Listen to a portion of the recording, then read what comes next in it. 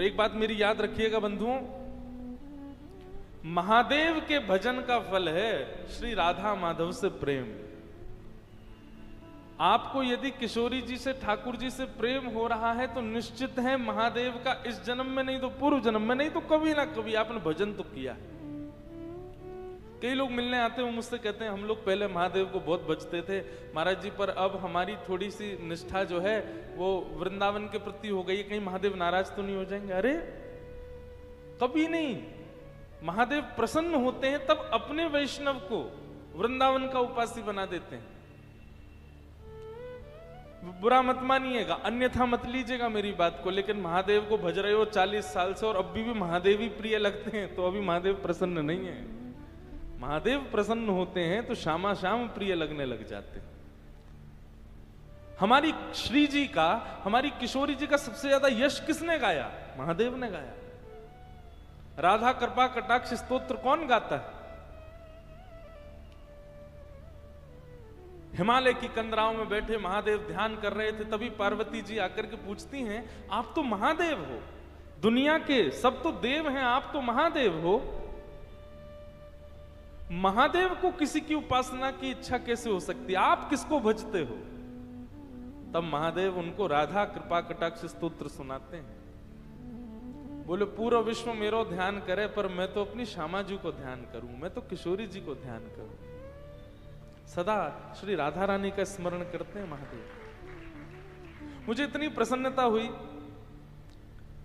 अभी जब नासिक में कथा थी तो मैं त्र्यंबकेश्वर गया, प्रथम दिन गया और अंतिम दिन गया, 2 ही दिन, क्योंकि बाहर जाना अलाउ नहीं था मुझे। तो जब मैं त्र्यंबकेश्वर गया तो वहां के सब पुजारी जैसे ही मुझे देखा तो वे सब पता क्या बोले? श्री राधा वल्लभ लाल की। मैं ये सुनते ही बिल्कुल स्तब्ध हो गया। मैंने कहा आपने ऐसा क्यों कहा? तो वहां के पुजारी बोलते हैं, बोले हम वर्षों से त्र्यंबकेश्वर भगवान की सेवा करते आए, हमेशा कपाट खोलते ही शिव महिम्न स्तोत्र बोलते हैं, ओम नमः शिवाय का उच्चारण करते हैं, हर हर महादेव बोलते हैं, पर आपने बताया कि महादेव के निज ठाकुर जी श्री राधा वल्लभ लाल हैं जो कि वृंदावन में विराज रहे हैं, और महादेव के सामने यदि जाकर के राधा वल्लभ लाल की जय बोलोगे तो तीनों नेत्र खोल करके देखेंगे। वो तब से हम लोग यही बोलते हैं, श्री राधा वल्लभ लाल की जय।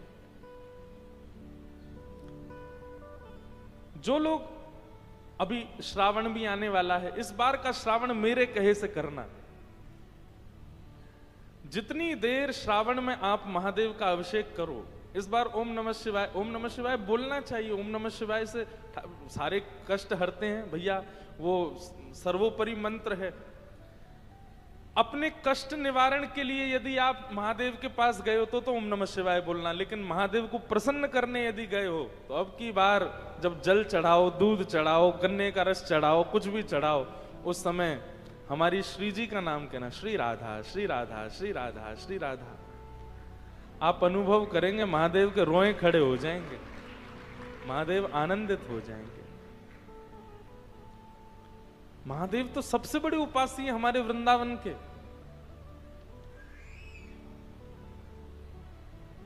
तो श्री हरिराम व्यास जी उन काशी गए, काशी से महादेव ने उनको भेजा, अरे व्यास जी आप अपनी विद्वत्ता से विद्वानों को हरा रहे हो, ये सब छोड़ो, जाओ वृंदावन, वृंदावन जाकर के अपनी विद्वत्ता से वृंदावन यश को गाओ। वो हरिराम व्यास जी जब वृंदावन आते हैं तब गाते हैं, कनक कूट कोटिक लगते जिए, भजिए कुंवर कन्हैया, हेरी मेरो वृंदावन साचो धन भैया। कनक कूट कोटिक लग तजिए, बोले मेरू पर्वत के समान, मेरू पर्वत के समान धन संपत्ति आदि मिलने के बाद भी उनका त्याग कर दो, सब तज हरि भज, सब छोड़ छाड़ करके जब कृष्ण को भजोगे, श्री जी को भजोगे, तब वृंदावन रस समझ में आएगा।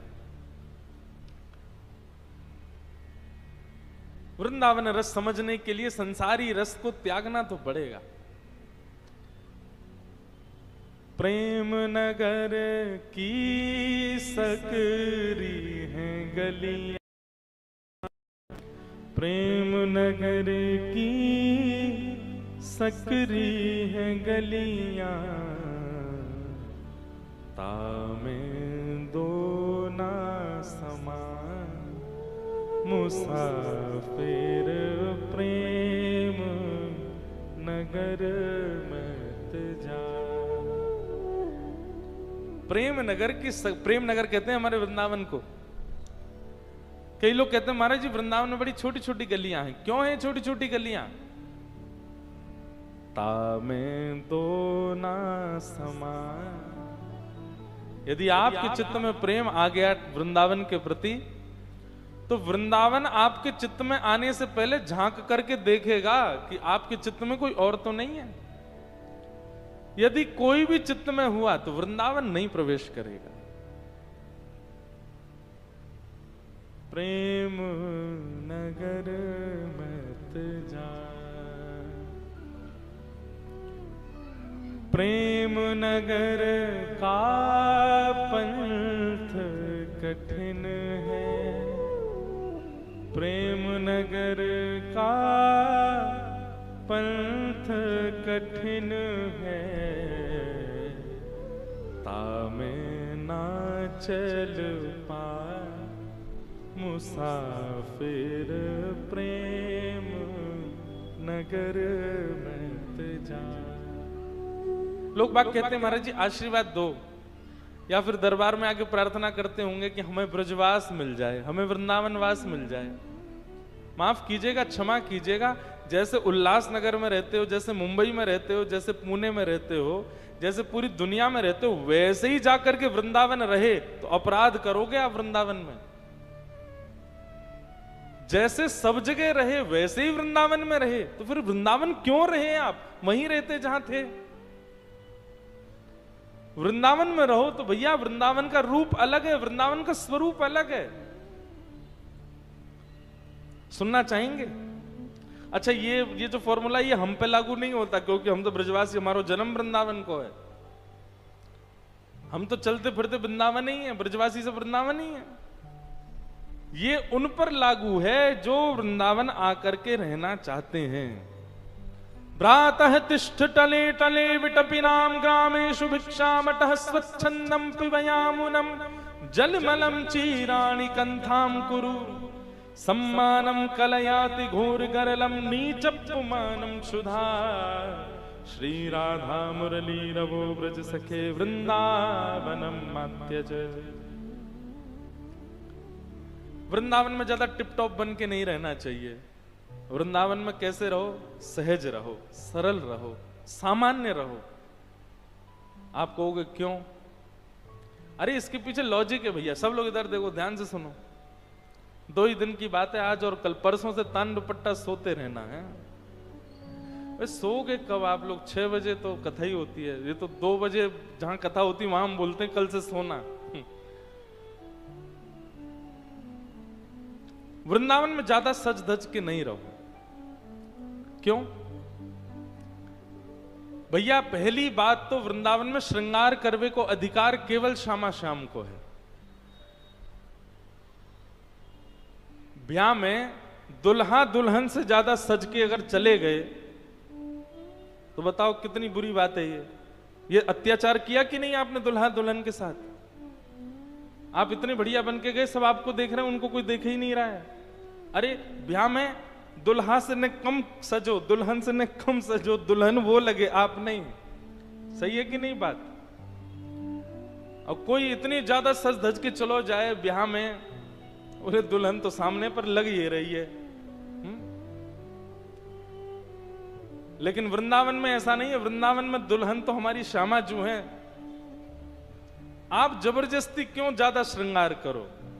पहली बात तो ये कि वृंदावन में सजवे को अधिकार केवल श्यामा श्याम को, बाकी सब तो सामान्य रहो।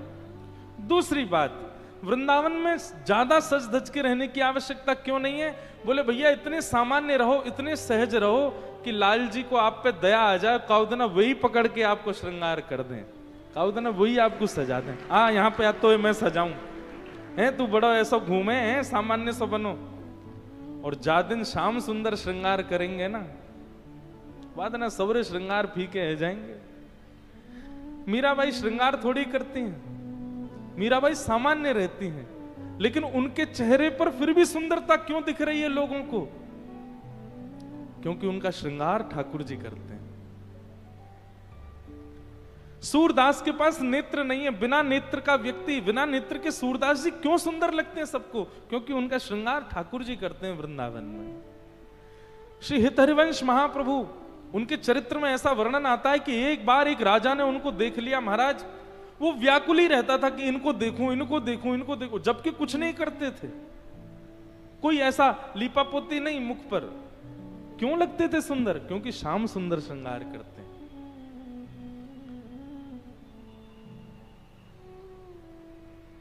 इसलिए वृंदावन में सामान्य रहो, सम रहो,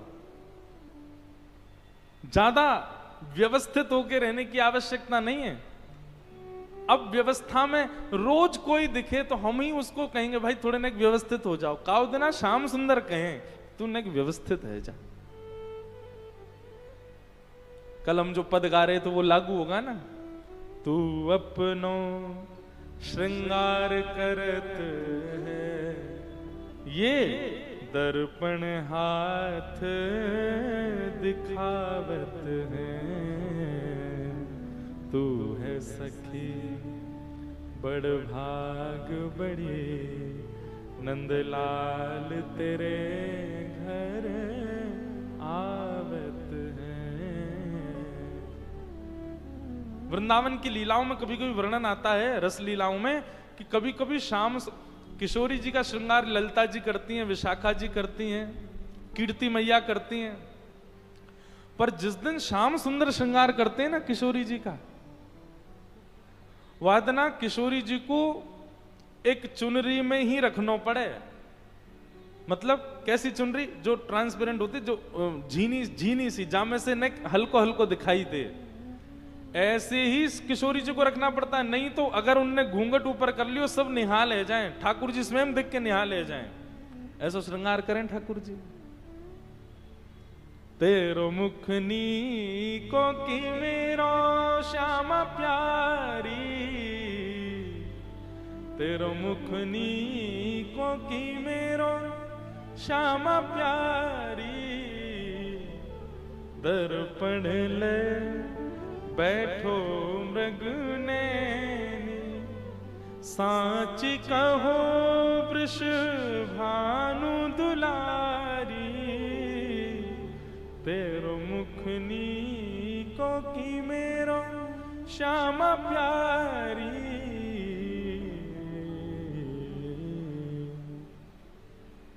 तो वृंदावन में सम रहो, सामान्य रहो। क्यों? दो कारण। प्रथम कारण, तो वहां दुल्हा दुल्हन बैठे, उनको ही सजन दो, तुम काहे को सज रहे हो? और दूसरा कारण कि हमारी सम रूप पर, हमारे सामान्य वेशभूषा पर काउदन ठाकुर जी रीझ जाएं, और रीझ करके ठाकुर जी हमारा श्रृंगार कर दें। अच्छा देखो, इसका एक उदाहरण बताएं। महादेव, महादेव से ज्यादा सम और सरल रहने वाला कोई दूसरा देवता नहीं है। पूरी दुनिया में चले जाओ, महादेव कैसे बैठे हैं? भभूति रमाए बाबा भोलानाथ आए, भभूति रमाए बैठे हैं, गले में सर्प, कानन में कुंडल, ध्याये नित्यम महेशम रजतगिरि निभम चारु चंद्रावतंशम, रत्ना कल्पोज्वलांगम पयुषमृगवरा भीति हस्तम प्रसन्नम, पद्मासीनम समन्ता स्तुतमर गणै व्याधि कृत्यम वसानम, विश्वाद्यम विश्ववंद्यम अखिल भयहरम पंचवक्रम त्रिनेत्रम। कितने सम रहते हैं महादेव। ये देखो, ये ऊपर विराज रहे हैं झूलेलाल जी के बगल में, कैसे सम। लेकिन इनका वृंदावन में दर्शन करो। वृंदावन में कैसे हैं?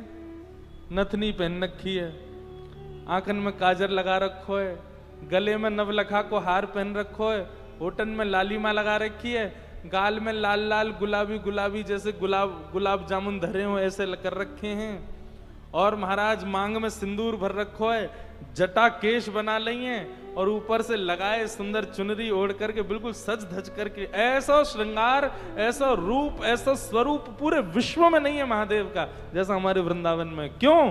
क्योंकि वृंदावन में श्रृंगार श्याम सुंदर ने किया है महादेव का। वृंदावन में श्रृंगार मत करो, वृंदावन में सम रहो।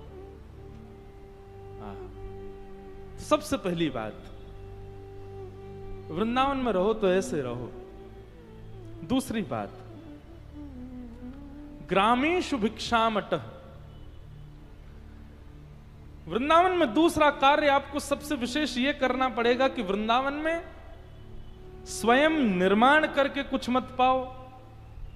वो बात अलग है कि किसी की अगर परंपरा में ऐसा है कि वो स्वपाकी है आदि, कोई बीमार है, वो उन सब के लिए ये सब लागू नहीं है। जो ठीक है, फिट हैं, वो क्या करें, स्वयं बना करके कुछ मत पाओ और किसी से बनवा करके कुछ मत पाओ, तो ब्रजवासिन के घर से मांग के पाओ। बहुत बहुत सामान्य बात लगती है सुनने में, करने में उतनी कठिन है, लेकिन यदि कर लोगे आप याद करोगे फिर मुझे। एक बार प्रयास तो करके देखो वृंदावन जब जाओ। और सुनो, मेरे घर मत आइयो आप लोग, क्योंकि आते ही सीधे बोलोगे हम तो उल्लासनगर से आए, वसंत शाह दरबार से आए। अपरिचित जगह पे जाओ जहां आपका परिचय नहीं हो, क्योंकि ये बात मैं कथा में कहता हूं, मेरी मैया मोड रोज डांटे, बोले इतनी भीड़ लगी रहे पूरे दिन, कहां ते पवाऊं सबन ने। आप पाओ वहां पर कोई बात, अपरिचित के यहां जाओ, जिसको आप जानते नहीं हो, जिस घर को आप जानते वहां जाओ, वहां जाकर के मधुकरी मांग के पाओ। मधुकरी का नियम है, अंजलि में जितना आता है, इसको अंजलि कहते हैं, इसमें जितना आए केवल उतना पाना है, उससे अतिरिक्त नहीं। और इसी में पाना है, थाली में नहीं। वृंदावन लोग बाग भागते तो बहुत हैं, वृंदावन में भीड़ तो बहुत हो रही है, पर वृंदावन की तरह रह कौन रहा है जैसा वृंदावन में रहना चाहिए। ग्रामीषु भिक्षामट। ब्रजवासी के यहां जाकर के अंजलि फैला लो, डोरबेल बजा देना, आए जैसी कोई, हाँ भैया बताओ कहां ते आयो भैया लाला, बोले आपके घर में जो बनो हो सो हमको दे दो, थोड़ो सा दे दो। और सुनो, यदि वो लाकर के दे दे तो बड़ी कृपा, और यदि हो के भैया कहीं और चलो जाए यहां ना आए तो समझियो और ज्यादा कृपा। फटकार के भगा दे तो फिर कोई और के घर जाओ। और इसमें लज्जा नहीं करना, ठाकुर जी तो बिन बुलाए डोले इनके घर। अरे सो चटक मटक सो ठाकुर, तीनों लोकन हूं मैं नाय। वो अंतरा कैसे है, बिना बुलाए डोले घर घर, बिना बुलाए डोले घर घर। बिन बुलाए, कोई गोपी बुलावे थोड़ी है, जबरदस्ती घुस जाए वहां के घर में। और मांग के खानो तो मैं कह रहा हूं ठाकुर जी तो छीन के खा जाए गोपीन सो। जिस वृंदावन में गोपियों की यहां छीन छीन करके चोरी कर करके परब्रह्म खा रहा है, वहां हम मांग के नहीं खा सकते, मांग के पाओ। तो वृंदावन का दूसरा नियम क्या है, वृंदावन में किसी ब्रजवासी के घर की मधुकरी पाओ।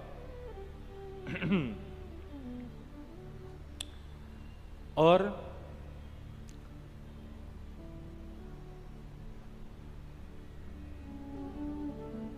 स्वच्छंदम पिबयामुनम जलमलम। पान करने के लिए पानी भी श्री यमुना जी का ग्रहण करो। अब यमुना जी का जल तो इतना स्वच्छ नहीं है, पर वृंदावन में जहां कहीं भी जलाशय मिल रहा है, नल से हो किसी के घर से हो, वो सब श्री यमुना जी का स्वरूप है। लेकिन जब तक यमुना जी शुद्ध नहीं हो रही हैं, तब तक कम से कम इतना भाव रख सकते हैं, किसी भी जल को लो और जल को लेकर के फिर उसमें यमुना जी का भाव रखो, ये यमुना जी हम इनका पान करें, इस प्रकार से पान करो। स्वच्छंदम पिबयामुनम जलमलम। कभी कभी बड़ी पीड़ा होती है, हमारे वृंदावन में हम रहते हैं, पर वृंदावन की श्री यमुना जी की स्थिति कैसी हो गई है। मैं स्वयं ब्रजवासी, स्वयं वृंदावनवासी, मुझे खुद को यमुना जी में स्नान किए 3-4 वर्ष हो गए होंगे। कोविड में जब थोड़ा पानी स्वच्छ हुआ था तब स्नान किया था, और वो भी 6-7 वर्ष बाद किया था। ना करने का कारण, इतना दूषित कर दिया यमुना जी को। भगवान श्री कृष्ण को जब पता चला कि यमुना में कालिया नाग आ गया, ठाकुर जी रात भर नहीं सोए। और हम आप सब लोग भजते तो वृंदावन को इतना है, वृंदावन भीड़ तो इतनी हो रही है, पर यमुना जी के शुद्धिकरण के लिए कौन विचार करता है? कोई नहीं। कितने भी ग्रंथ उठा लो, कितने भी साहित्य उठा लो, सब जगह यही वर्णन है। ठाकुर जी लीला कहां करते हैं? यमुना के तट पर, यमुना के तट पर, यमुना के तट पर। पर उस यमुना के लिए करता कौन है कुछ? कोई भी नहीं। पूरी राजधानी की गंदगी आती है हमारे वृंदावन में, कोई विचार ही नहीं करता इस विषय पर मेरा बहुत मन होता है कि मैं इस भाव को कहूं। 2 बातों की पीड़ा मुझको थोड़ी सी रहती है अपने मन में। एक तो वृंदावन का वन खत्म हो गया, और दूसरा वृंदावन से श्री यमुना जी का जो हमने स्थिति कर दी। ठाकुर जी बड़े चिंतित रहते होंगे इस बात से। भैया वास्तविक भजन या में ना है कि आप वृंदावन में जाकर के और खूब राधा राधा जपो, वृंदावन जाकर के मंदिरन में घूमो, वृंदावन जाकर के खूब वहां की रीति में रहो। असली तो मैं मानूंगा भैया कि जो वृंदावन जाकर के पुनः वृंदावन के वन और पुनः वृंदावन की श्री यमुना जी को व्यवस्थित करने को विचार करे।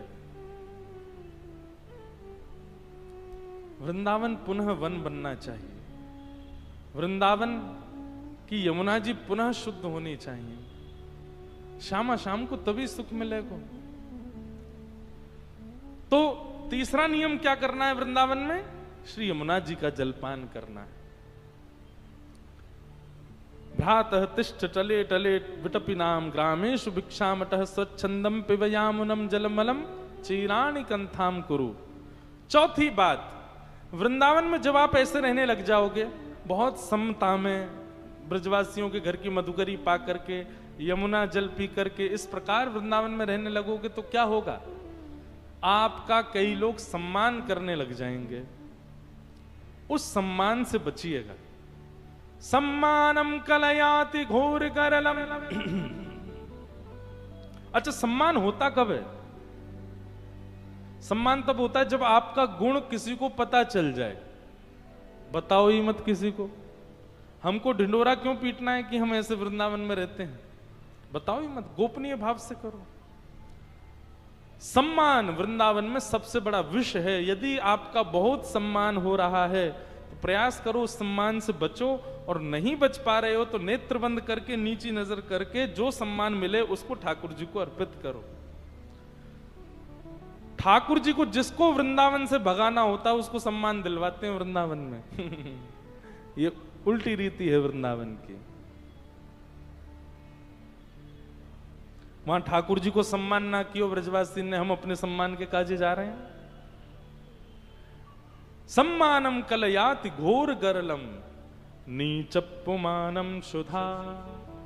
और यदि वृंदावन में कोई ब्रजवासी तुमसे नाराज है जाए, तुमसे नाराज है कि तुमको अपशब्द बोल दे, तो यूं समझ जाइए बस अब कृपा हो गई वृंदावन की। हम तो कोई नाराज है क्यों, बर तुरंत फिर मना लेना उसको, ज्यादा देर नाराज नहीं रहे। नाराज होकर के 2-4 बात आपसे कह दे, समझ जाना बस अब यही कृपा है। क्यों? जब आपका कोई अपमान करता है तो आप मान रहित होते हो, और मान रहित होना वृंदावन के स्वीकारीकरण का स्वरूप है। नीचपुमानम सुधा श्री राधा मुरली रवो ब्रज सखे वृंदावनम मात्यज। वृंदावन को कभी मत छोड़ो। तो ऐसा श्री वृंदावन धाम। वृंदावन आकर के ठाकुर जी बड़े प्रसन्न हो गए। भगवान ने सबसे पहले अघासुर का वध किया। ये अघासुर जो है ये एक सर्प के रूप में आया था। ठाकुर जी अपने ग्वाल बालों के संग वृंदावन में भोजन करने के लिए गए। अघासुर ने अपना मुख खोला, इतना बड़ा मुख खोला कि मानो ऐसा लगा कोई गुफा है। ठाकुर जी सब ग्वाल बालों के संग जैसे ही उसके मुख में प्रवेश किया, उसने अपना मुख बंद करके विष उगलना प्रारंभ किया। सब ब्रजवासी मूर्छित हो गए। ठाकुर जी ने उसके कंठ में जाकर के अपने शरीर को इतना फुला लिया, अघासुर बीच में से फट गया, उसका वध हो गया। अघासुर का वध कर दिया। परंतु अब यहां एक छोटी सी लीला है, बहुत ध्यान से सुनना। भगवान के सब ग्वाल बाल मूर्छित हो गए, विष के कारण सब मूर्छा में चले गए। ठाकुर जी मन में विचार करने लगे, बोले भैया ये सब ग्वाल बाल मूर्छित हो गए, तो भगवान ने अपनी दिव्य दृष्टि से सबको पुनर्जीवित कर दिया। पर सब ब्रजवासियों ने ये बात कि ठाकुर जी ने एक सर्प का वध किया, ये बात अपने अपने घर पर जाकर के 1 वर्ष बाद बताई। आज ठाकुर जी ने सर्प का वध किया, पर ग्वाल बालों ने 1 वर्ष बाद अपने अपने घरों में कही ये बात कि पता है आज तो लाला ने एक सर्प को वध किया। तो बोले भैया ये एक सर्प का एक वर्ष का विलंब क्यों हुआ बीच में? 1 वर्ष का विलंब क्यों? तब यहां कथा आती है कि जब ठाकुर जी ने सब ग्वाल बालों को दिव्य दृष्टि से पुनर्जीवित किया, तो भगवान सब ग्वाल बालों के संग बैठ करके वनभोज करने लगे। सब ग्वाल बालों के संग बैठ करके ठाकुर जी वनभोज कर रहे हैं।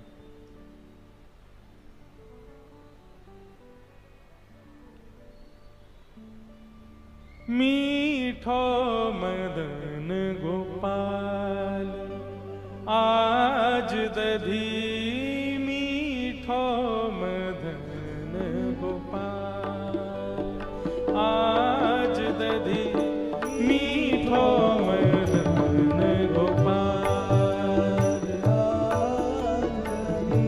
श्री सुखदेव जी महाराज इतना सुंदर वर्णन करते हैं ठाकुर जी वनभोज कैसे करते हैं। ठाकुर जी की इस छवि का दर्शन करो। विभ्रद वेणुम जठर पटयो श्रांग वित्रे च कच्छे, वामे पाणे मृषण कवलम तत्फलम लांगुलीषु, तिष्ठन् मध्ये सुप्रसुहितो हासयन् निर्मभिस्वे, स्वर्गे लोके मिशति विभुजे यज्ञ भुक्पाल केली।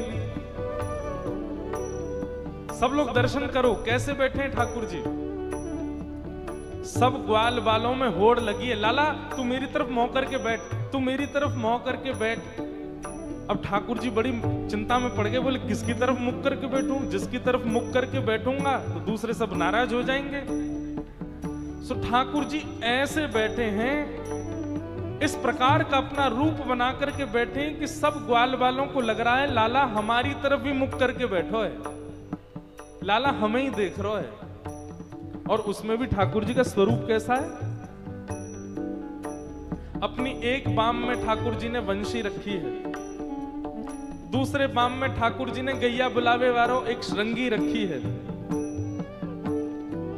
ये छवि सुनकर के चित्त में धारण करने वाली है। बनाओ, और कोई चित्रकार हो तो इसका रूप बना के दिखाओ।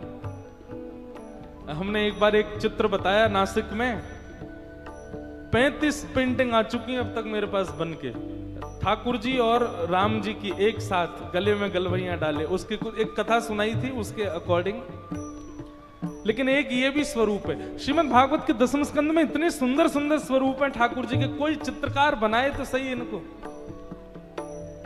चारों तरफ ग्वाल बाल बैठे हैं और बीच में ठाकुर जी इस प्रकार से बैठे मानो सबको लग रहा है कि ठाकुर जी उन्हीं को देख रहे हैं। एक बाम में ठाकुर जी ने वंशी दबा रखी है और अपने दूसरे बाम में ठाकुर जी ने गैया बुलावे वाली श्रृंगी दबा रखी है। एक श्रृंगी रखते हैं ठाकुर जी ऐसे, उसको बजाते हैं तब गैयाओं को पता चलता है कि नंद भवन वापस जावे को समय आ गया है। उसको दूसरे बाम में दबा रखा है। और वामे पाणी मृषण कवलम तत्फलम लांगुलीषु, अपने बाम हस्त के बीच में ठाकुर जी ने चटनी रखी है और उंगलियों के बीच में अलग अलग अचार रखे हैं। टेंटी का अचार, आम का अचार, नींबू का अचार। इस प्रकार ठाकुर जी ने बहुत सारे अचार उंगलियों के बीच में पकड़ रखे हैं। और दाहिने हाथ में रोटी लेकर के ठाकुर जी एक रोटी खाते हैं, फिर एक अचार चाटते हैं, फिर दूसरी रोटी खाते हैं, फिर दूसरा अचार चाटते हैं, और फिर बीच बीच में ग्वाल वालों से कहते हैं, तू कहा लेके आयो, तू भी पवा मुकू। वो अपने हाथ से पवाते हैं। ग्वाल वाल खेले हमारो ही खा रहो है, अपनो ना खवाएगो। तब ठाकुर जी अपनी ही उच्छिष्ट, अपनी ही झूठे अचार को ऐसे दूसरों को भी पवा देते। वामे पाणे मृषण कवलम तत्फलम लांगुलीषु तिष्ठन् मध्ये श्रुपेषु हिदो हासयन् निर्मभिस्वे। और बीच बीच में मधुमंगल श्रीदामा ठाकुर जी को हंसावे के लैया चुटकुल्ला सुना में, और उन चुटकुल्लान को सुनकर के ठाकुर जी हंस हंस के गिर जामे, और फिर उठे, फिर कचू खामे, फिर गिर जामे। गर्मी को समय, तभी मधुमंगल एक मटकी में खूब सारी दही लेके आयो। बोले लाला, मेरी मैया ने अधोटे दूध की दही जमाई है, ये सबरे ग्वाल बालन में बांट के खाएंगे, लेकिन बांटे को कौन? ठाकुर जी बोले ला मोए दे दो, मैं बांटूंगा सबन को, हिसाब बराबर दे दे के बांटूंगा। आहा, सूरदास जी की वाणी।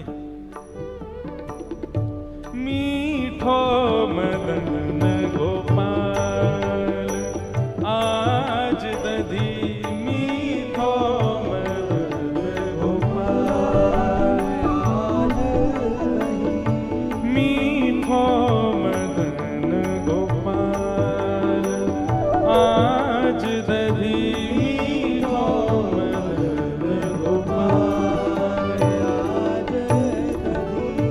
ऐसो दधी हम कबहू न चाख्यो, ऐसो दधी हम कबहू न चाख्यो, ऐसो दधी हम कबहू न चाख्यो, ऐसो दधी हम कबहू न चाख्यो।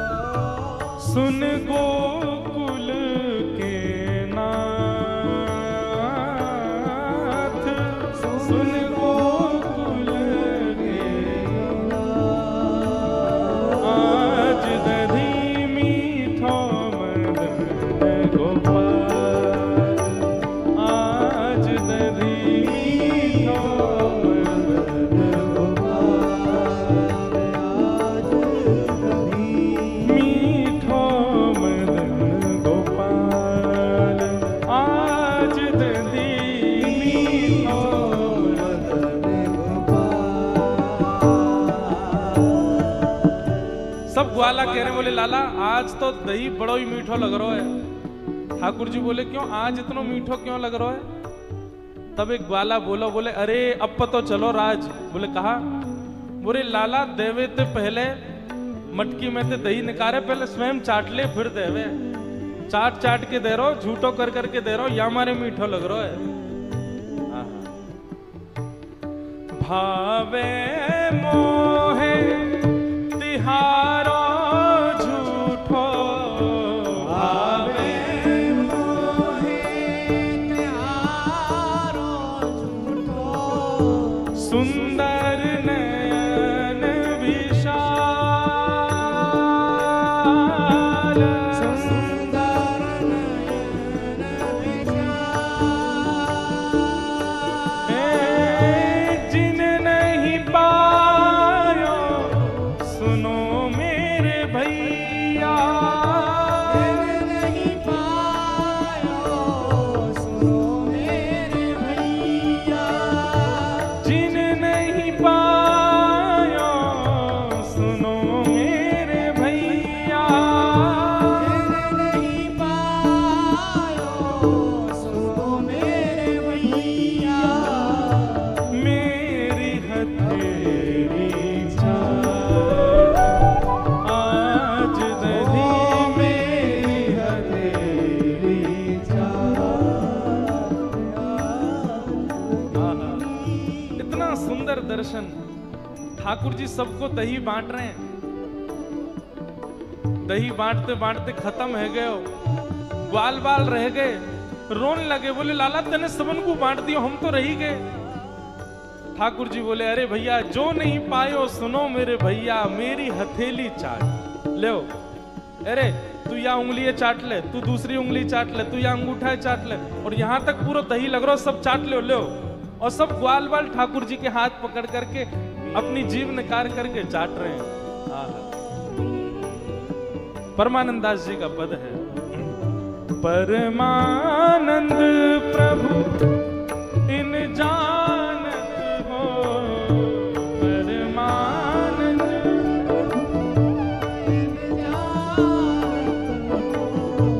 तुम त्रिभुवन के भूप हो, तुम त्रिभुवन के,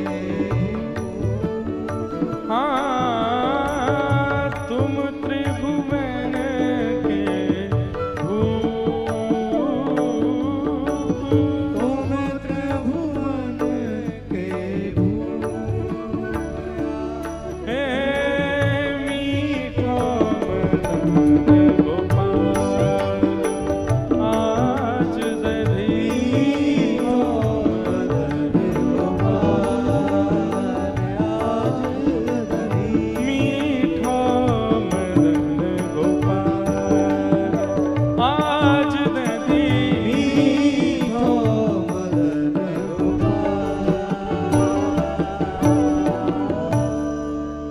सब ग्वाल बालन के संग ठाकुर जी बैठ करके दही खवा रहे हैं। जो नहीं पायो सुनो मेरे भैया मेरी हथेली चाट, जा जा को दही ना मिलो सबरे आ जाओ, आकर के मेरी हथेली पर लगे भय दही को चाट ले।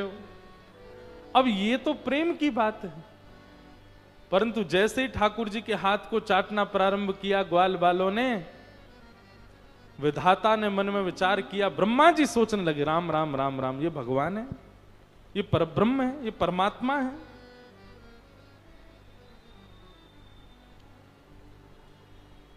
और जैसे ही संशय प्रकट हुआ, संशय प्रकट होते ही ब्रह्मा जी ने विचार कर लिया कि ये परब्रह्म नहीं हो सकते, और अवसर पाकर के ठाकुर जी हाथ धोने गए थे जमुना जी में। यहां सब ग्वाल बाल बैठे सब सामग्री समेट रहे थे, ब्रह्मा जी आए और सब ग्वाल बालों का हरण करके अपने साथ ले गए। ठाकुर जी ने जब पीछे मुड़ करके देखा तो कोई भी ग्वाल बाल वहां था नहीं, एक भी गैया नहीं, एक भी बछड़ा नहीं। ठाकुर जी ढूंढने लगे, कोई नहीं मिला तो रोने लगे। बंधु एक बात पता है, ठाकुर जी को सबसे ज्यादा प्रिय भोग क्या है? 56 भोग लगाओ, ये लगाओ वो लगाओ, पर सबसे ज्यादा प्रिय उनको क्या है? उनसे प्रेम करने वाला उनके सामने बैठ जाए, उस समय भोजन भी मत दो ठाकुर जी को, स्वीकार है, वो दिखता रहे। ठाकुर जी को सबसे प्रिय अपना प्रेमी भक्त है।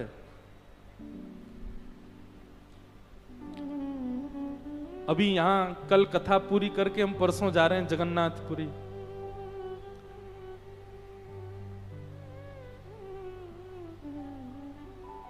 श्री जगन्नाथ महाप्रभु की पूरी कथा हमारे जगन्नाथ जी सुनते हैं। आपको पता है इनका ऐसा स्वरूप क्यों है? ये 2 भुजाएं, ये ऐसा पेट, ऐसा मुख,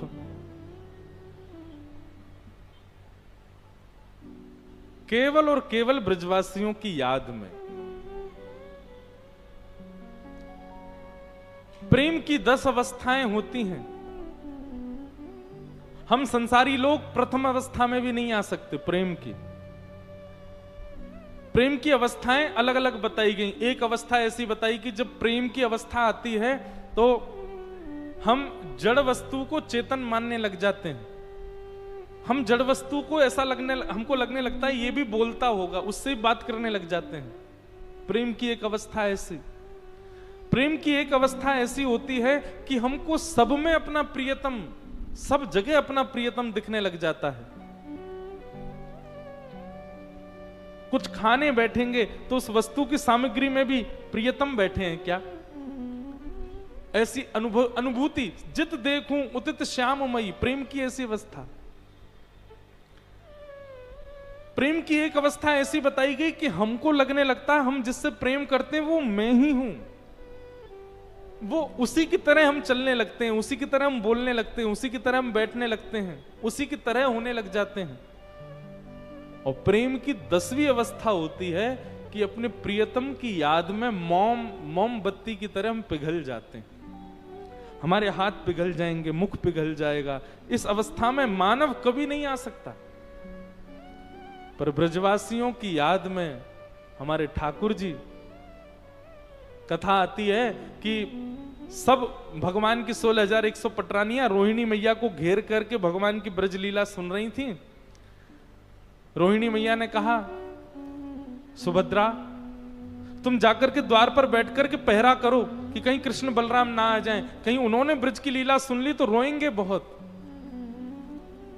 सुभद्रा जी जाकर के पहरा दे रही हैं कि कहीं कृष्ण बलराम नहीं आ जाएं, लेकिन भीतर चल रही कथा में जैसे ही सुभद्रा जी ने कान लगा करके सुनना प्रारंभ किया, सुभद्रा जी भूल गई कि मुझे पहरेदारी करनी, वहीं बैठ करके नेत्रों से आंसू बहाने लगे। इतने में ही सामने से कृष्ण बलराम आ गए और जब उन्होंने देखा कि सुभद्रा रो रही है और भीतर कक्ष में से भी एक धार बहती हुई आ रही है, मानो कृष्ण की 16,108 पटरानियां रुदन कर रही हैं। कृष्ण बलराम दोनों ने कान लगा करके जब सुना कि भीतर क्या चर्चा चल रही है, और जब ब्रज की बात सुनी, नंद रानी यशोदा, नंद बाबा, ब्रज के सब ब्रजवासी, गोप ग्वाल आदि, इन सबका जब विषय सुना, वहीं बैठ गए। सुभद्रा जी के एक तरफ कृष्ण, दूसरी तरफ बलराम, और वृंदावन की बात सुनते सुनते सुनते सुनते कृष्ण बलराम दोनों की भुजाएं खड़ी हो गईं, मानो अपनी छाती को बार बार मलते हैं और भुजा खोल करके कहते हैं, अरे भैया कोई जाओ और वृंदावन से ब्रजवासियों को ले आओ, हमारे हृदय से लगा दो।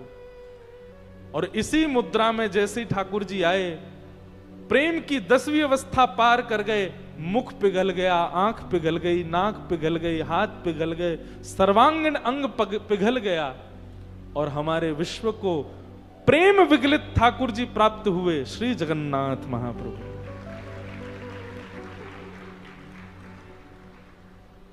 मैं साईं हमारे श्री गिरधर लाल जी साल में एक बार जगन्नाथ जी का भेष धारण करते हैं, रूप धारण करते हैं।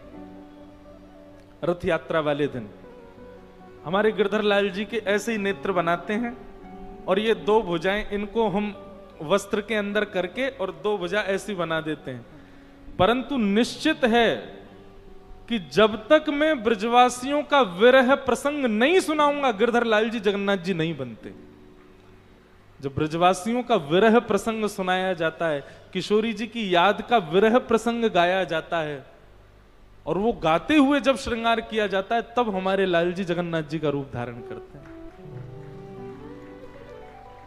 हमको लगता है कि श्री जगन्नाथ जी को देख करके हम बड़े प्रसन्न होते हैं, पर श्री जगन्नाथ जी सदा ब्रजवासियों की याद में रहते हैं। प्रेम विगलित हैं ठाकुर जी।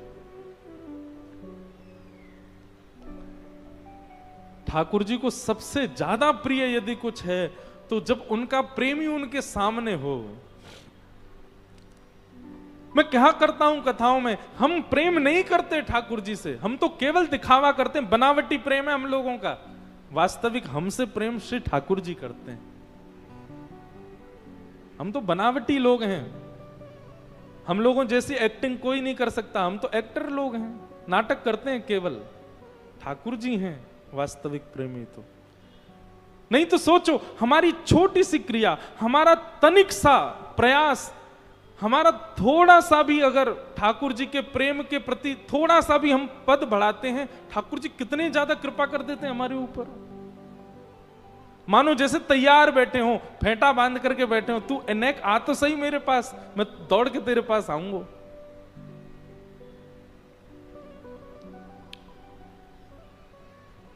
ठाकुर जी ने जैसे ही पीछे मुड़ करके देखा, ग्वाल बालों को जब वहां नहीं पाया, बहुत रोए ठाकुर जी, ढूंढने लगे, अरे मधुमंगल, अरे श्रीदामा, अरे तन सुखा, मन सुखा, धन सुखा, तुम सबरे कहां चले गए भैया? मोए तुम्हारी बड़ी याद आ रही है, तुम सबरे कहां चले गए? ठाकुर जी ढूंढ रहे हैं, कोई ग्वाल बाल नहीं मिला। ठाकुर जी ने नेत्र बंद कर, एक बात याद रखिएगा बंधुओं, भगवान श्री कृष्ण ब्रज में जब लीला करते हैं ना, अपनी प्रभुता भूल करके लीला करते हैं। वो भूल जाते हैं कि मैं ईश्वर हूं। पहले तो ढूंढा, जब नहीं मिले तब एकांत में बैठ करके अपनी प्रभुता का चिंतन किया, मैं ईश्वर हूं। और अपनी दिव्य चेतना से, अपनी दिव्य शक्ति से जब ठाकुर जी ने नेत्र बंद करके चिंतन किया, कहां है ग्वाल बाल, तब देखा कि ब्रह्मलोक में बंधी बनाकर के मूर्छावस्था में पड़े हैं। ब्रह्मा ने उनका हरण कर लिया। ठाकुर जी के नेत्र लाल पड़ गए, ताम्रवर्ण हो गया ठाकुर जी का। लेकिन कुछ कहा नहीं ब्रह्मा को। जितने ग्वाल बाल थे, जितने बछड़ा बछिया हरण किए ब्रह्मा जी ने, सब भगवान ने अपने अंग से प्रकट कर दिए। मतलब ग्वाल बाल, गैया, बछड़ा, बछड़ा, ये सब कोई और नहीं, 1 वर्ष तक श्री कृष्ण ही सबके रूप में घूम रहे थे। इसके पीछे भी कथा आती है, हमारे पूज्य नाना जी सुनाते थे। जो लोग रास लीला पर संशय करते हैं कि भगवान ने परिस्त्रियों के साथ रास किया, बोले नहीं, ध्यान से सुनना। जब ये लीला हुई उस समय पूरे ब्रजमंडल में पूर्णमासी ने हल्ला कर दिया। पूर्णमासी एक उनकी कथा लंबी है। पूर्णमासी थी, उन्होंने हल्ला मचा दिया। और हल्ला मचा करके क्या कहा, अरे सबरी गोपियों ध्यान से सुनो, अभी कछु महीना बाद 12-13 वर्ष के लिए ऐसा योग आ रहा है कि कोई ब्याह नहीं कर सकेगा, कहीं ब्याह नहीं होंगे। तो या हमारे अभी सही समय है, सबरे अपनी अपनी छोरीन को, अपने अपने छोरान को ब्याह कर दो। और उस समय ब्रजमंडल में जितने भी गोप ग्वाल थे वो सब श्री कृष्ण ही थे, क्योंकि ब्रह्मा जी हरण करके ले गए थे बाकी सबका। तो उस काल में जब गोपियों ने अपनी अपनी कन्याओं का ब्याह किया, जिन जिन गोपों से किया, वो गोप श्री कृष्ण ही थे, कोई और नहीं थे। तो एक प्रकार से ब्रजमंडल की समस्त गोपियों का विवाह श्री कृष्ण के साथ हुआ उसी काल में। पहली बात। दूसरी बात, जब ठाकुर जी यशोदा मैया की गोद में बैठे रहते हैं, यशोदा मैया का दुग्ध पान करते हैं, तो नंद भवन की 9 लाख गैया और गोकुल की सब गैया सब मन में विचार करें, बोले कि भैया काश हमारो लाला भी कन्हैया हो, तो हमारे थन से मुख लगा करके पीतो तो हमें बड़ा सुख मिलता। ठाकुर जी बोले चिंता मत करो, तुम्हारी इच्छा भी पूरी करूंगा। और जब ब्रह्मा जी ने सारे बछड़ा बछियाओं का हरण कर लिया, तो सारे बछड़ा बछियाओं के रूप में भी श्री कृष्ण आ गए। और श्री कृष्ण जा करके थन लगा करके जैसे ही पीते हैं, आज गैयाओं को भी सुख मिलता। उनको ये नहीं लगता हमारा बछड़ा दूध पी रहा, उनको लगता है अत्यंत कोमल श्री कृष्ण ही अपने मुख से दुग्ध पान कर रहे हैं। तो 1 वर्ष तक सब बछड़ा, सब बछिया, सब ग्वाल बाल, इन सब के रूप में ठाकुर जी ही थे वृंदावन में। एक दिन बलराम जी महाराज ने इस बात को नोटिस किया। बलराम जी बोले, ठाकुर जी से बोले लाला, मोय ब्रज में कछु अटपटो सा लग रहा है। ठाकुर जी बोले क्यों? बोले गोपीन के छोटे छोटे बालक हैं, उनको इतना प्रेम ना करें, और तेरे संग जो सखा रहे उन्हें पूरे दिन गोदी में लिए घूमती रहे।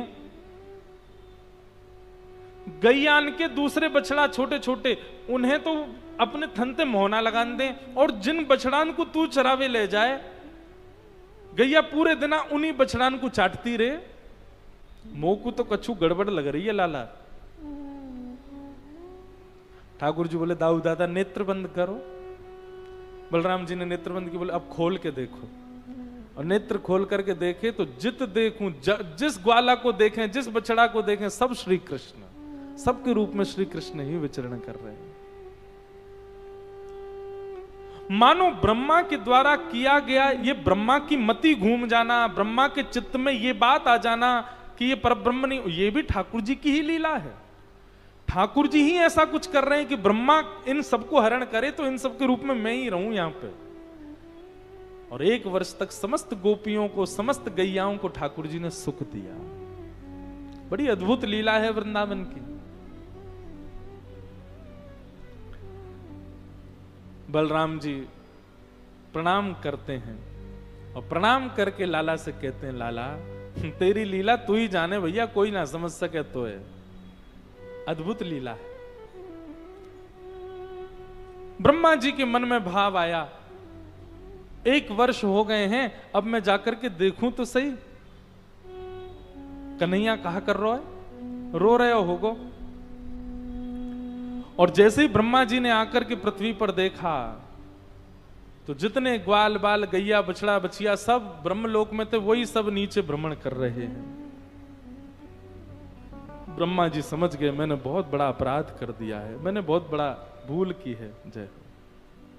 बोलो वृंदावन बिहारी लाल की, श्री राधा रमण लाल की, प्यारे गिरधर लाल की जय।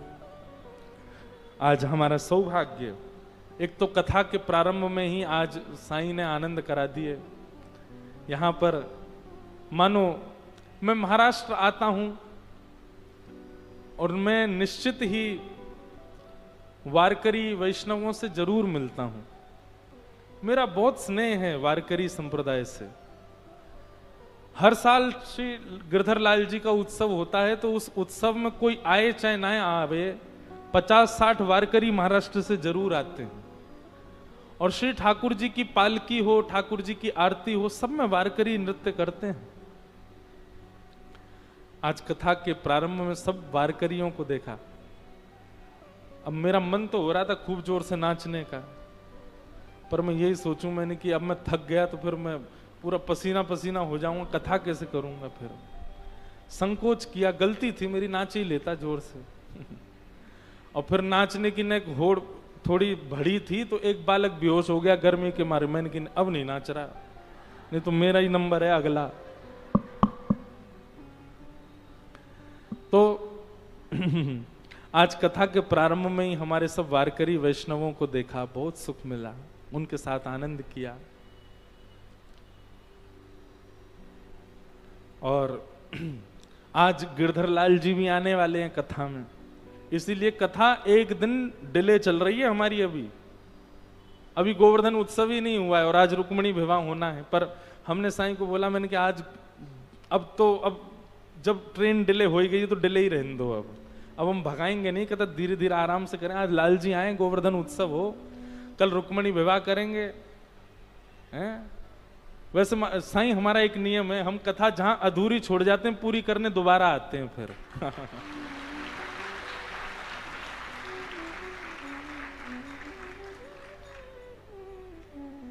तो अधूरी तो नहीं करके जाऊंगा, पूरी करके जाऊंगा। तो क्या बता रहे थे, हाँ, तो आज लाल जी भी आने वाले हैं। और उल्लासनगर में श्री कृष्ण प्रेम को जिन्होंने खूब प्रवाहित किया यहाँ के वैष्णवों में, ऐसे हमारे पूज्य श्री मधुसूदन बापू भी आज आए हैं। उनका भी बारंबार अभिनंदन, स्वागत। कल हम भी आपके यहाँ जा रहे हैं और वहाँ दोपहर में, पिछली वर्ष भी मैं गया था, खूब सुख मिला। इस बार इतनी व्यस्तता रही, क्षमा मांगू मैं सबसे कि इस बार मैं कहीं जा ही नहीं पाया। इस बार मैं उल्लासनगर में ही नहीं रुक पाया। कथा करके हम रोज रात को बंबई चले जाते हैं, सुबह आते 6-7 बजे, फिर आके आराम करते, फिर लोगों से मिलते, कथा का समय होता। मैं साईं के यहाँ भी ज्यादा देर रही नहीं पाया। पर कल का समय हमने, अच्छा, कल जो लोग लाल जी का दर्शन करने दोपहर में आते हैं, कल थोड़ा विलंब से आइएगा। कल हम सुबह 2-3 स्थानों पर जा रहे हैं। हमारे मधुसूदन बापू के यहाँ भी कल जा रहे हैं और कल हमारे उल्लासनगर के, उनके लिए भी ऐसा कहूं तो कृष्ण भक्ति को 3 धाराएं उल्लासनगर में, वैसे तो और भी होंगी पर मेरी दृष्टि में 3 कृष्ण भक्ति की धाराएं बह रही हैं। एक तो हमारे वसन शाह दरबार में बह रही है, दूसरे हमारे मधुसूदन बापू के वहां पर भी कृष्ण भक्ति का खूब प्रचार हो रहा है, और तीसरे हमारे श्री शांति प्रकाश आश्रम, जहां पर मुझे पता है यहाँ बहुत से वैष्णव महाराज जी के अनुयायी आते हैं। उन सबको मेरा बहुत बहुत प्रणाम है। बस ठाकुर जी से प्रार्थना है कि आप सबन की इस भक्ति से प्रसन्न हैं कि 2 लाभ आपको मिलें। प्रथम लाभ तो आपको यह मिले कि उल्लासनगर की कोई गली में काऊ देना तो आपको ठाकुर जी मिल जाएं। और दूसरा लाभ आप सबको ये मिले कि आप सबकी भक्ति से प्रसन्न होकर के ठाकुर जी कृपा करें, अगलो जन्म आप सबन को ब्रज में ही होए, सब ब्रज में पधारो, वृंदावन पधारो।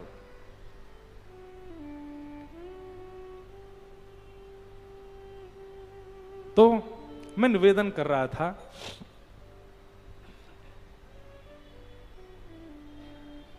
ये ठाकुर जी की लीला है। ठाकुर जी चाहते थे कि ग्वाल बालों का हरण हो ताकि उन रूप में ठाकुर जी कुछ दिन विचरण कर सकें। और ब्रह्मा जी को माध्यम बना करके भगवान ने हरण करवा लिया। और जब ब्रह्मा जी देखने के लिए पृथ्वी पर आए तो जितने ग्वाल बाल बछड़ा बछिया ऊपर सब नीचे भ्रमण कर रहे थे। ब्रह्मा जी समझ गए कि ओहो, ये तो मैंने अपराध कर दिया। ब्रह्मा जी बोले ठाकुर जी से क्षमा मांगूं, लेकिन पहले ग्वाल बालों को ले आऊं। जैसे ही गए ब्रह्मलोक में तो ब्रह्मा जी से पहले ठाकुर जी ब्रह्मलोक चले गए और ब्रह्मा जी का रूप धारण करके बैठ गए और द्वारपालों से कह दिया, नकली ब्रह्मा बहुत घूम रहे हैं आजकल, कोई दूसरा ब्रह्मा आ जाए तो हमसे बिना परमिशन लिए उसको मार पीट के भगा देना है।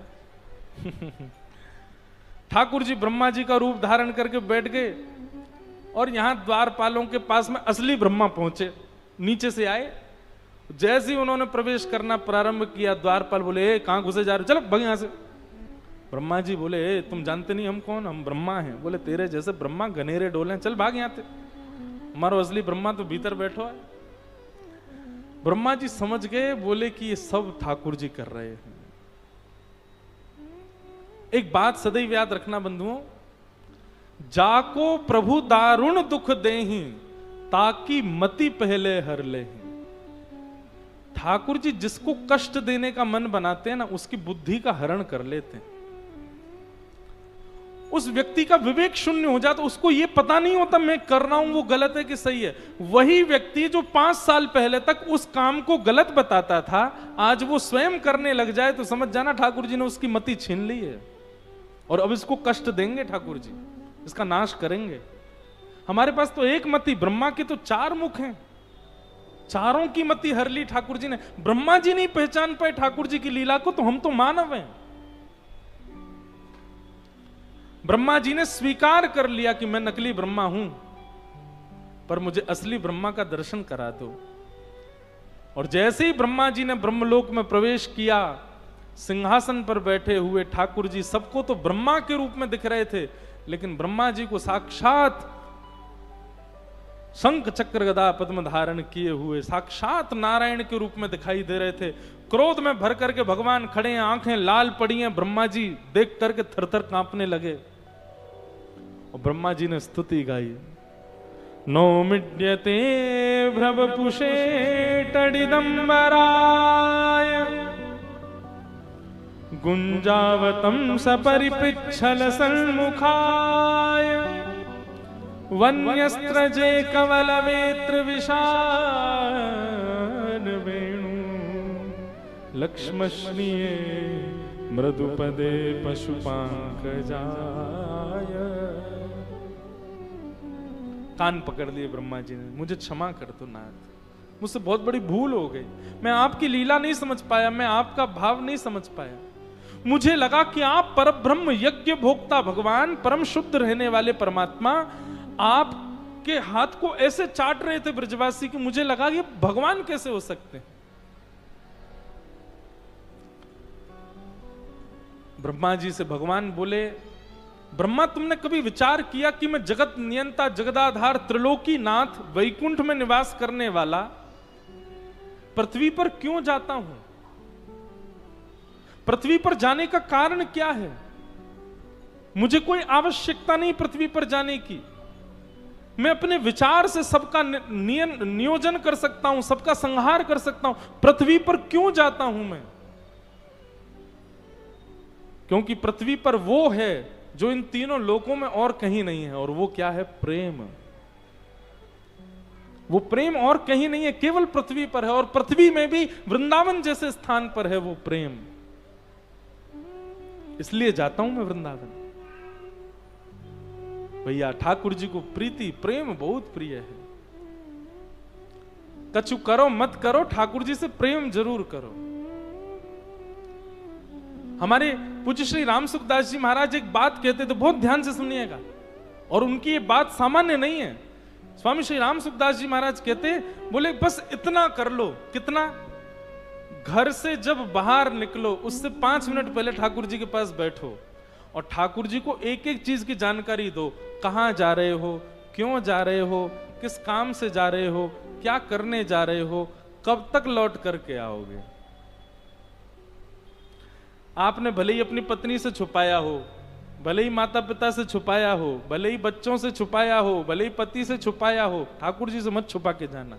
ठाकुर जी को बता के जाओ, सब कुछ बता के जाओ, और ठाकुर जी से कह देना हम इतने बजे तक आ जाएंगे, आप अपना ध्यान रखना, चले जाओ।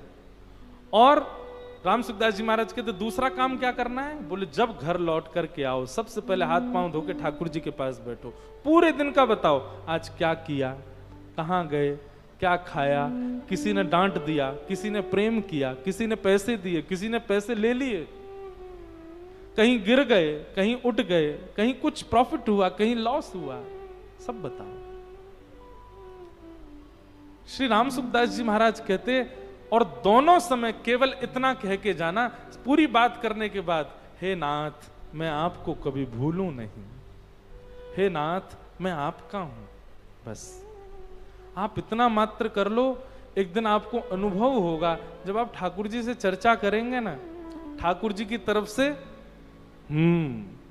हुंकार आएगी, स्वीकार करेंगे ठाकुर जी आपकी बात को, और अपने आप आपकी विवेक बुद्धि जागृत हो जाएगी। किसी कार्य को करने के लिए आप जा रहे हो, अब देखो आपने ठाकुर जी को बताया, ठाकुर जी बंबई जा रहे हैं, एक नया काम शुरू करना है, एक नए व्यक्ति से मिलना है। अब ये तो हमको नहीं पता वो अच्छा है कि बुरा, लेकिन फिर भी मिलने जा रहे हैं, शाम तक आ जाएंगे। अब हमारे हित में होगा तो काम बन जाएगा, नहीं हित में होगा तो नहीं बनेगा। अब ठाकुर जी को पता है कि आप, वैसे भी उनको पता है, लेकिन आप बता के गए हो तो ठाकुर जी की जिम्मेवारी। अगर वो व्यक्ति गलत होगा तो आपसे मिलेगा ही नहीं, आपसे मिलने ही नहीं देंगे ठाकुर जी। इसलिए भैया हमारे स्वामी श्री राम सुखदास जी महाराज की इस बात को स्वीकार करो।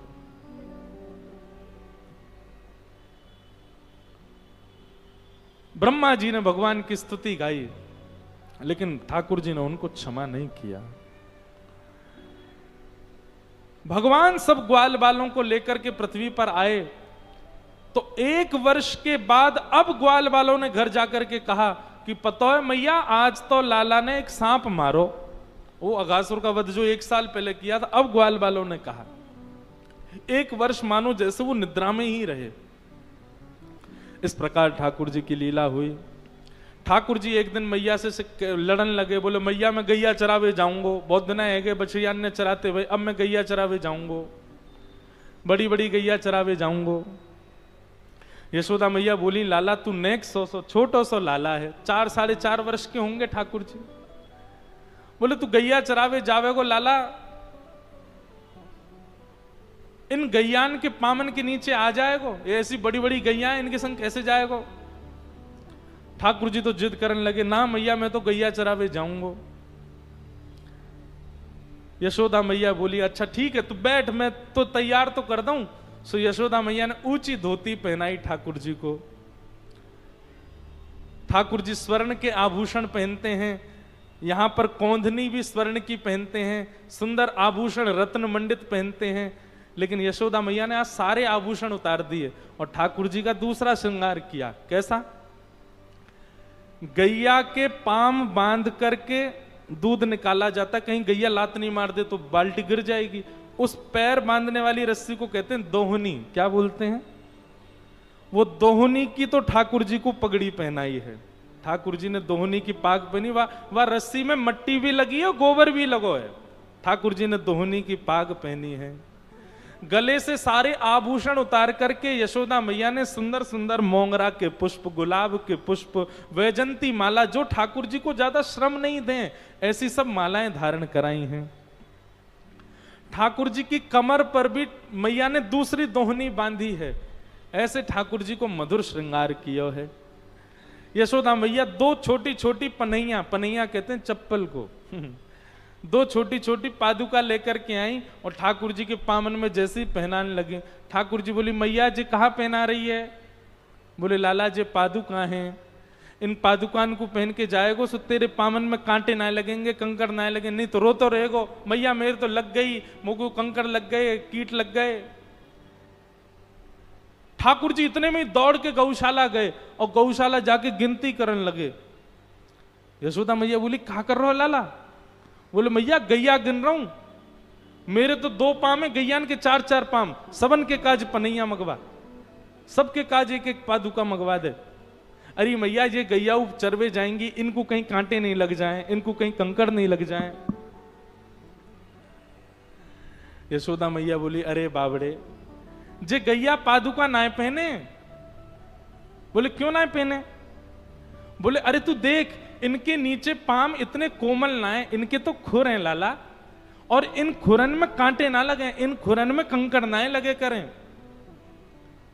ओहो महाराज, जैसे ही मैया ने ये बात कही सोई ठाकुर जी पछाड़ खा के गिर गए, रोन लगे जोर जोर से। मैया बोली, लाला काहे को रो रहा है?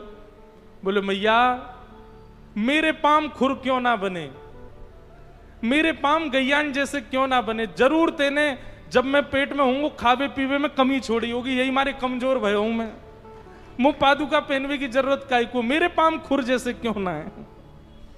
यशोदा मैया के, लाला तेरी बात तो भैया तू ही जाने, जन कहां ते बात ने लेके आवे। अरे जे जानवर है, हम इंसान है। अब देख, तू ज्यादा बात बनाएगा तो मैं जानना ही दूंगी तो। ठाकुर जी, ना मैया मैं जा रहा हूं। इतना सुंदर वर्णन करते हैं श्री सुखदेव जी महाराज। आज ठाकुर जी गैया चराने के लिए जा रहे हैं। तम गोरजच्छुरित कुंतल बद्ध बरहा वन्य प्रसून रुचिरे क्षण चारुहासम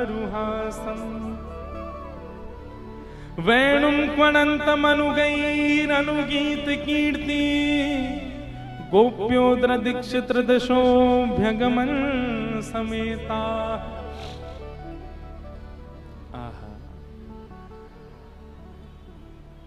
आगे गाय, पाछे गाय, इत गाय, उत गाय, गोविंद को गायन में बस वो ही भावे। बहुत सुंदर पद है। अब मेरे को तो इतने सारे भाव आ रहे हैं कि मैं मधुराष्टकम गा दूं, कि छीत स्वामी जी का पद गा दूं, कि कौन सा भाव सुनाऊं। यहां पर इतने सुंदर ठाकुर जी लग रहे हैं। मधुराष्टकम गाते हैं, श्री वल्लभाचार्य जी महाराज वर्णन कर रहे हैं कैसे हैं ठाकुर जी।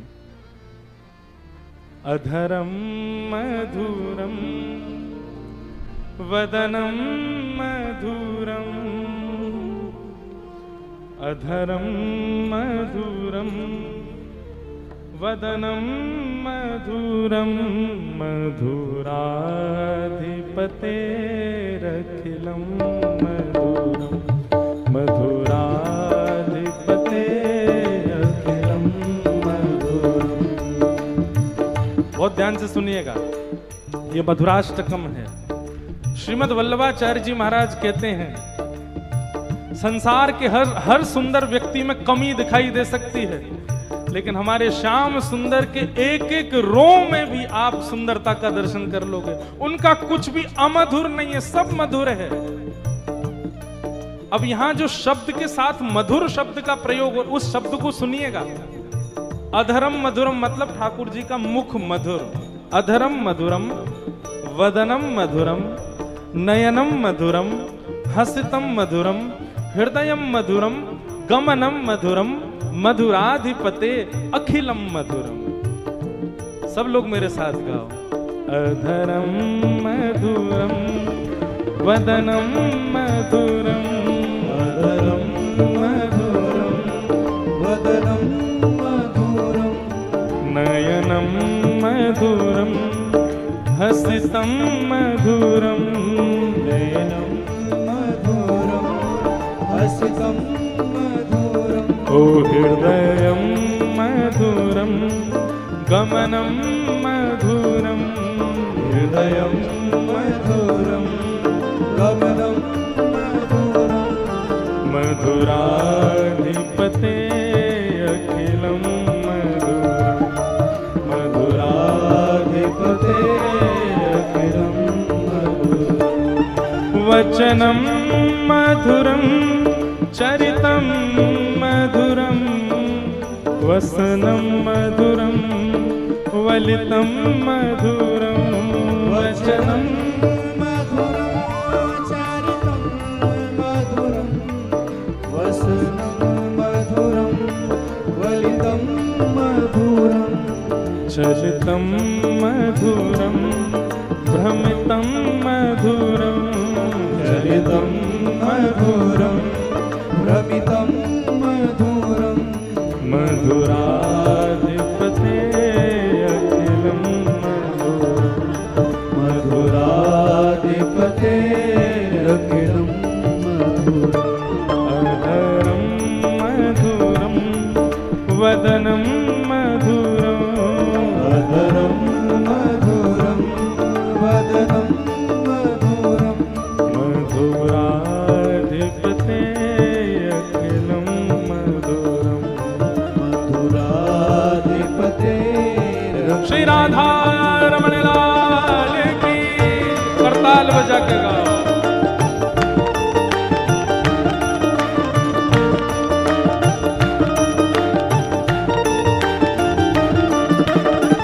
श्री राधा वल्लभ लाल की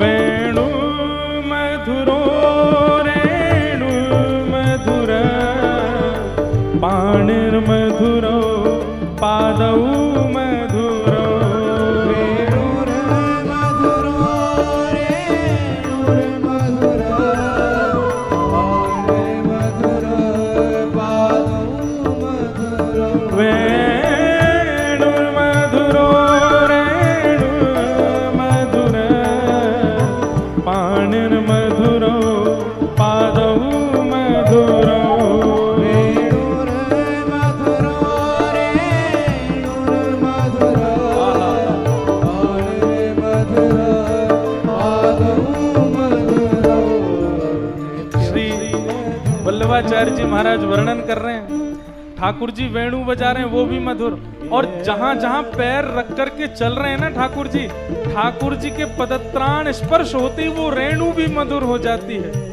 और आज मैया ने गैया चरावे को अवसर दियो तो ठाकुर जी इतने प्रसन्न हैं, गैया चराते चराते बीच बीच में नाच भी रहे हैं। आहा नृत्यम मधुरम सख्यम मधुरम नृत्यम मधुरम सख्यं मधुरं मधुराधिपते अखिलं मधुरम् मधुराधिपते अखिलं मधुरम् गीतं मधुरं पीतं मधुरं भुक्तं मधुरं सुप्तं मधुरं गीतं मधुरं पीतं मधुरं भुक्तं मधुरं सुप्तं मधुरं रूपं मधुरं तिलकं मधुरं रूपं मधुरं तिलकं मधुरं हे मधुराधिपते अखिलं मधुरम् मधुराधिपते अखिलं जय हो अधरं मधुरं वदनं मधुरम् अधरं मधुरं वदनं मधुरं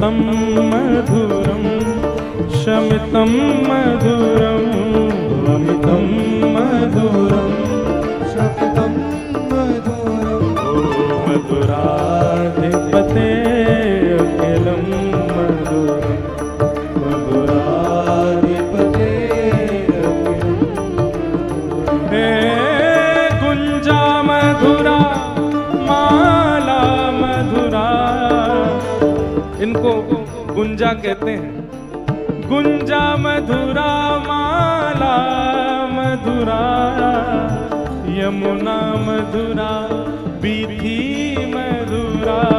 गुंजा मधुरा माला मधुरा, यमुना मधुरा बीथी मधुरा।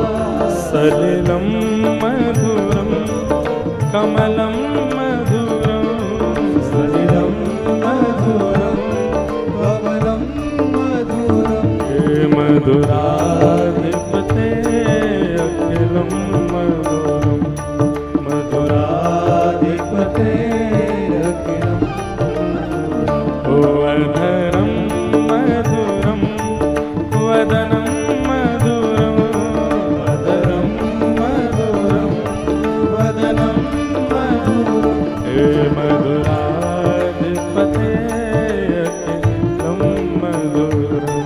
मधुराधिपते अखिलम श्री गोवर्धन नाथ की जय।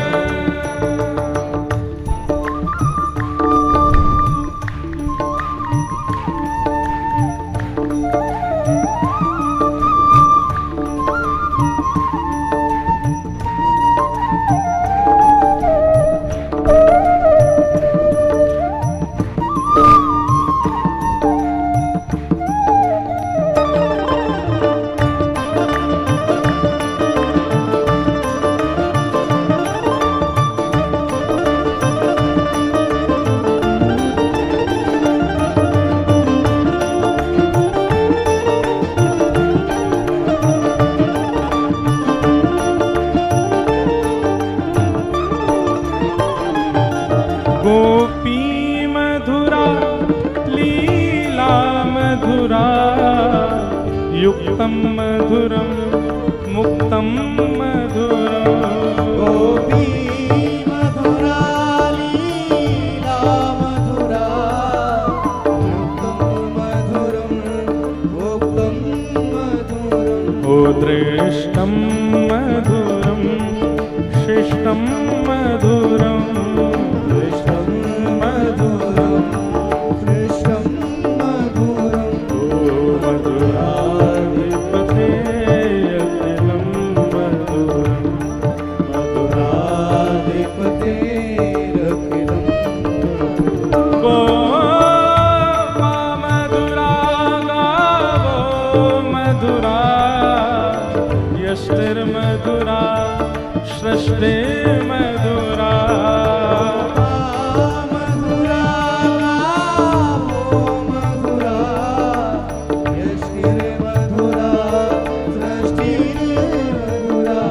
ललितं मधुरं फलितं मधुरं, ललितं मधुरं फलितं मधुरं। हे मधुराधिपते अखिलं मधुरं, मधुराधिपते भाव से मधुराधिपति अखिलं मधुरं वदनं मधुरं, वदनं मधुरं वदनं मधुरं। हे मधुराधिपते अखिलं मधुरं, मधुराधिपते अखिलं मधुरं। हे मधुराधिपते अखिलं मधुरं, मधुराधिपते